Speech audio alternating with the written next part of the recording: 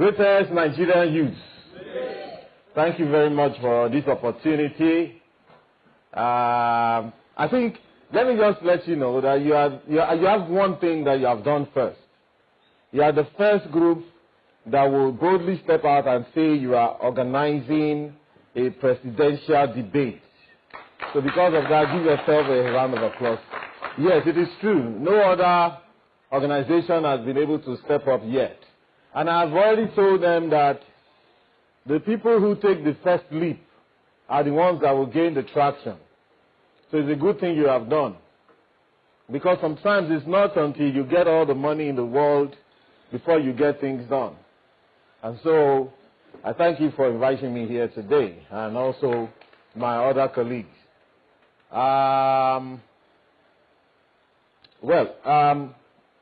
What I want to say today is I represent great party ANRP, and by God's grace I'm the presidential candidate. And already I've started my work. Okay, when the chairman of the yearly was speaking, I reckon that who he is, you know, that's Comrade Ambassador Higwe. He mentioned that, you know, the organization was started as Youth for Presidency. But it's not necessary for the youth to actually be the one sitting on the presidency. The whole idea is for the youth to actually determine who gets there. And that's very interesting because I'm a pragmatist, okay? You know, I'm a pragmatist, and pragmatism, I believe, is very, very important in this business to a large extent. What that means is that you must be able to assess your options as you go along. Okay, you may set out and say, this is what we want to achieve. You must understand that there are many ways of achieving a specific purpose. What this country needs actually is not particularly another president or another set of leaders that will come and do things in the same way. What we need at this moment is something of an intellectual revolution. Because we're not going to be scattering our country, but we need to actually be pushing out and moving out a lot of the people who have occupied the space for way too long and bringing in new thinking, new ideas. And I think that that's what the youth of Nigeria should focus on. And like he said also, you know, if you are able to achieve a better country that works, all right, it will not matter who achieved that country. For example, the youth of Nigeria got the not too young to run bill passed. Unfortunately, the same party that approved the not too young to run, for you to get some of their tickets to run on their party, if you don't have 40-something million or 20-something million or 10 million, or minimum maybe 3 or 4 million, you can't even go near there. So what's the fate of the youth? Where will the youth find 4, 5, 6, 10, 20, 40 million from? All right, that tells you a story. So you have to be pragmatic to say, what exactly do we want to achieve? My presidency and my candidacy is based on that pragmatism. And pragmatism is actually our philosophy and our ideology in ANRP. That's Abundant Nigeria Renewal Party. The name is a bit long, ANRP, but it's for a purpose. We're here to tell you that Nigeria is abundant in everything, especially the human resources and our human capital. We're abundant. So then what is the paradox of abundance and then so much suffering in the face of abundance? I would actually have advised the Nigerian youth to go for a bill titled Not Too Young to Have a Job, Not Too Young to Have Money in Your Pocket, Not Too Young to be useful to your society, Not Too Young to live in a country that makes sense. Thank you very much. You know, that would be a bad idea to start, and indeed that's what we're going to. Because we have seen a scenario, a clear scenario, and Nigeria is evolving into a class society. Class society. A scenario where the children of the rich and the highly connected find themselves in NNPC, FRS, CBN, NCC, all the places that make sense, where their monthly salary is 500,000. And then some of you are told to clap for them for giving you Empower work at 30,000 naira, and they even owe you for 3 or 4 months. You know, what is that for? 190 million Nigerians, we can do better than this. Of course, you are aware that this country now, actually, by Oxfam report that came out 2 weeks ago, or less than 2 weeks ago, we are actually the global capital of inequality. That is a very big problem for us. Why are we increasing inequality in the world, in Nigeria, when the world is reducing inequality? We are the global capital of poverty.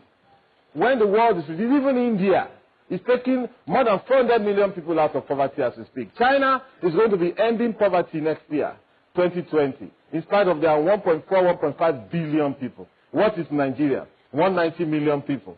We can do this if only we know exactly what matters and we set our minds to do it. And because of this pragmatism, my candidacy is based on pragmatism. I've taken on 3 wars to fight already. I'm already working as a president will work. Ordinarily speaking, I tell people I don't have to be sitting in House of Villa before this work starts, especially if I understand and if we understand the urgency of now. If we understand the urgency of now, we realize that, look, what needs to be done in this country now needs to be done immediately. You don't have to go through electoral processes, campaign, go a lot of... And what are those wars? The first one is that I'm taking on the government on the 2019 budget. They are reducing the 2019 budget from 9.1 trillion this year to 8.6 trillion next year. We know that they will not usually even, they won't even implement the budget. But why are you dropping it in the first place? If you are not implementing 9.1 trillion, you will also not implement 8.6 trillion. But you are giving us a message that is going to be a Armageddon for a lot of Nigerians next year. 8.6 trillion, and I'm asking them these questions. How can you be reducing a budget when your population is increasing at 3% per annum? 6 million people are added to the mouth that the government needs to provide for. The mouth the government needs to feed every year. 6 million, 3%. How can you be reducing budgets when inflation is galloping at 11 to 12%? Meaning that the value of money is reducing. You know, some of my outside friends will say, Kudi yanzu vasu albarka. How do they say it? That today's money doesn't have albarka anymore. How can you reduce the budget? I'm taking them up on that. And they must increase that budget. Because a growing and progressive country must increase its budget. Second war is I'm taking them on the matter of minimum wage. We're in labor house today. Our government, our state governments are telling our workers that they cannot increase minimum wage beyond 20,000 naira. You want to increase from 19,800 to 20,000, you're adding only 200 naira to people's salaries for 7 years. A great man was here called Umar Yaradua. Much misunderstood. A great man who loved this country. Much misunderstood. Some people mistakenly, they handed him out of government in this country. That man never offended this country for a day. The man had great love for this country. He was the one that increased that salary. And I was reading something somewhere where former Minister Okonjo-Iweala was saying that she advised them not to increase the salary at that time because that is the reason why they were borrowing in their time.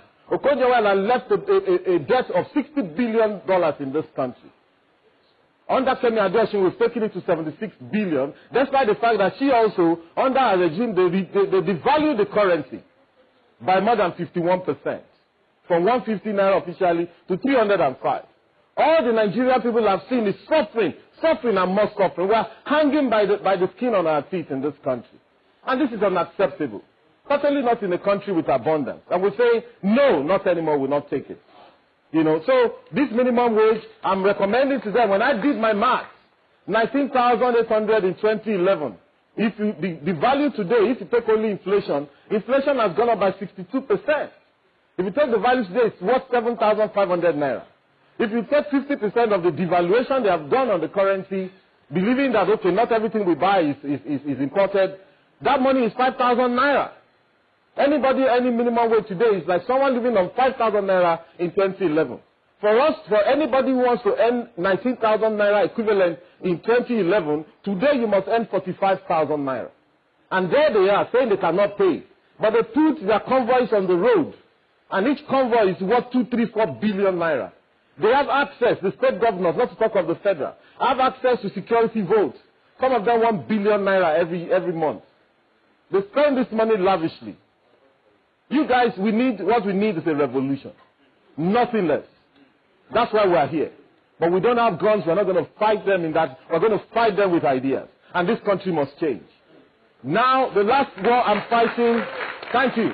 The last war I'm fighting, I'm going to leave a short war on oppression and the war on inequality in this country. Yesterday or 2 days ago, the AMCON published the list of bad debtors, the debtors who are owing the banks, who have refused to listen to even come and service the loan.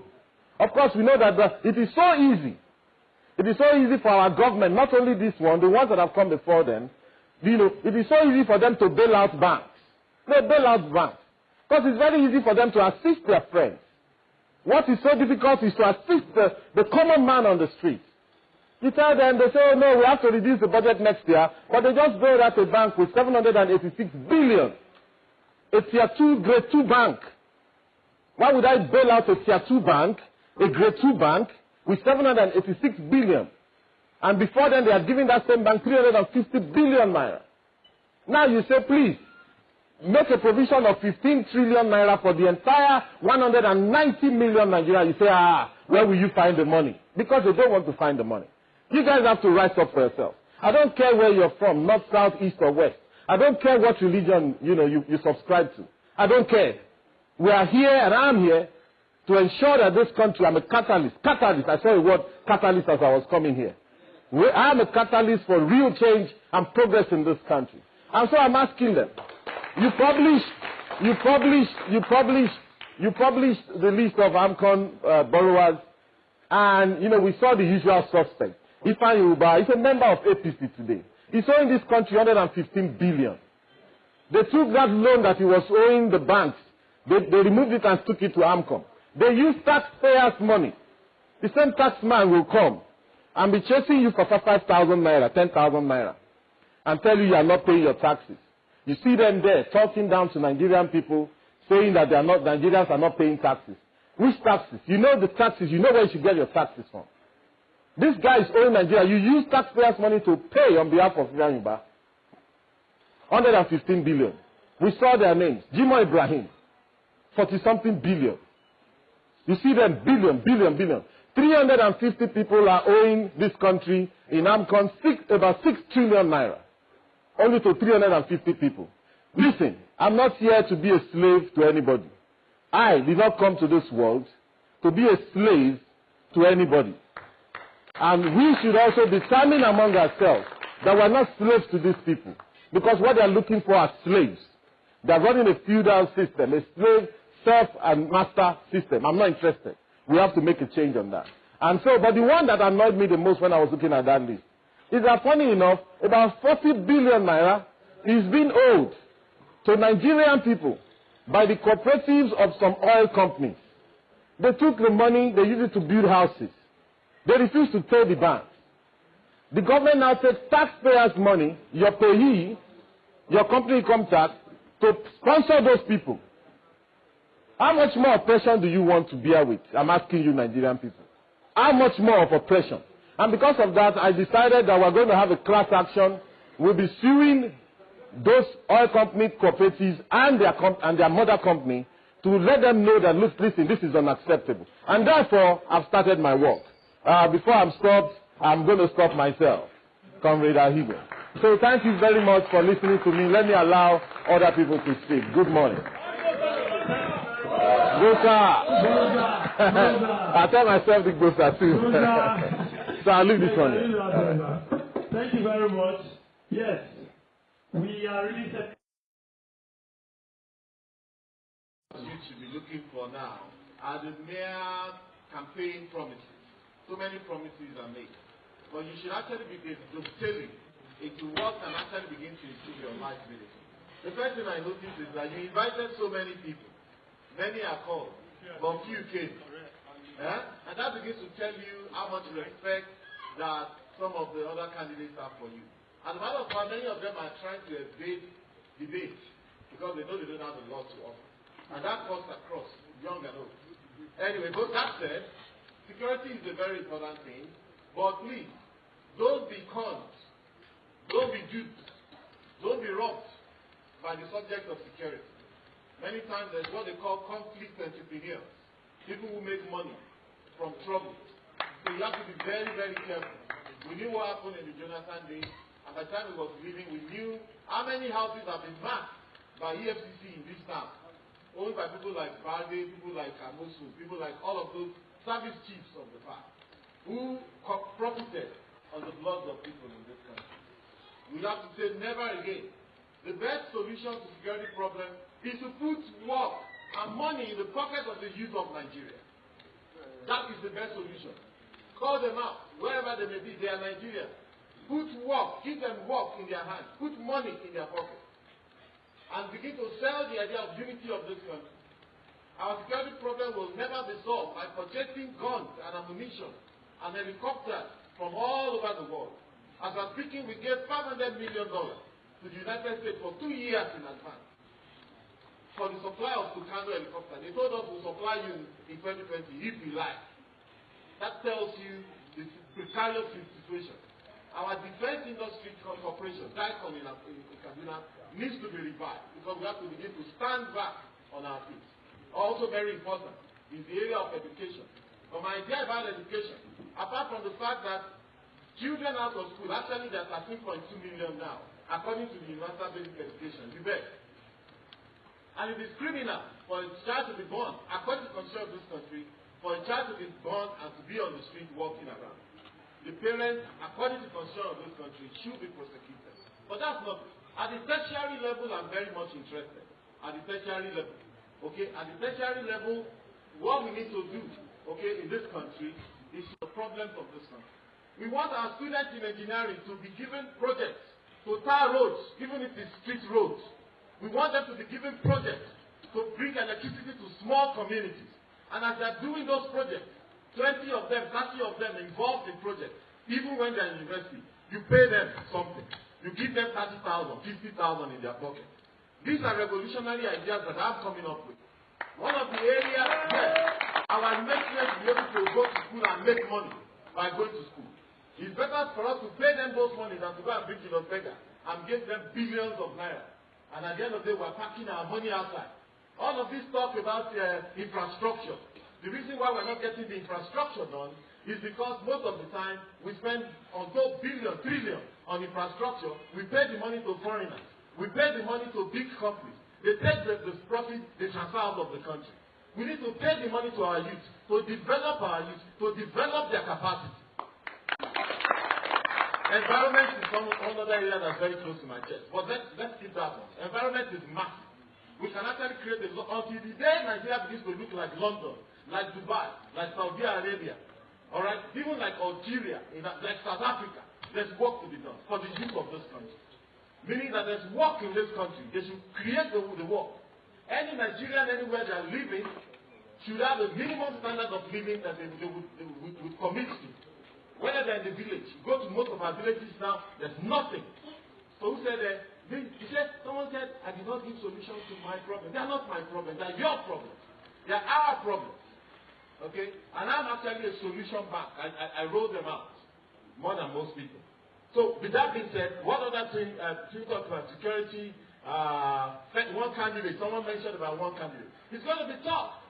But first of all, we have to emerge as candidates before we start to talk of coming together as one. But hey, Nigeria's problem is a very difficult mathematical question.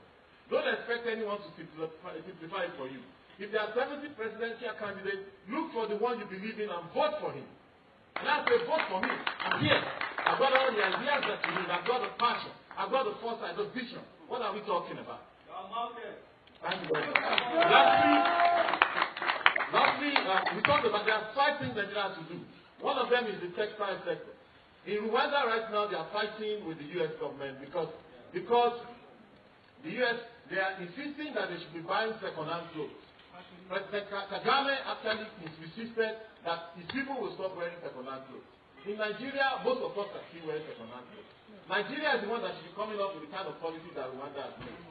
All right, so feeding ourselves, clothing ourselves, securing ourselves, ensuring safety in our environment. 1 million people are displaced right now. And housing ourselves are the basics that we need to start with and focus on in order to diversify the economy, all right, and ensure that eventually we're on our way to development and progress.